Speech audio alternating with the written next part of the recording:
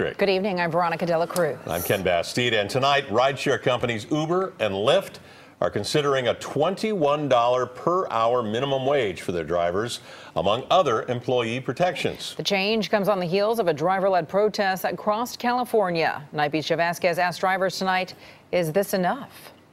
The two biggest rideshare companies, Uber and Lyft, are telling their drivers they are willing to compromise tonight with a proposal that includes a $21 minimum wage. We'll win! The new proposal comes after days of protests that brought a caravan of rideshare drivers through San Francisco and ended in Sacramento today. They're demanding a living wage and pushing for Assembly Bill 5, which would make rideshare drivers employees instead of independent contractors.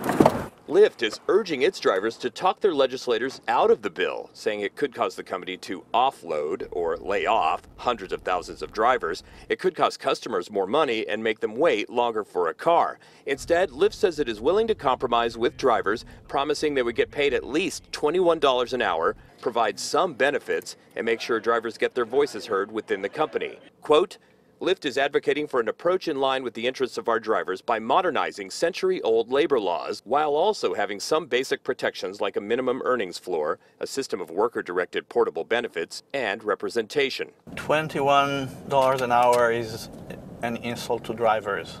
Eden Alva was in Sacramento today with a group called Gig Workers Rising. They are advocating for the passage of AB 5. He tells me he usually makes between $20 and $25 an hour, depending on tips, which in the Bay Area is just not enough. There is no way to just have ends meet. I mean, I can't afford a healthcare insurance for me and my son. TechCrunch is reporting that Uber is also pushing the $21 an hour minimum wage through a petition urging its drivers to move away from AB 5. But Uber driver Rob Lyon says the company needs to figure out a way to pay its drivers more. And they have to look at the product that's given by the individual drivers and reward the individual drivers that provide a 5-star service with a 5-star paycheck. On the Night Beat, I'm Joe Vazquez. We reached out to Uber for comment. We have yet to hear back.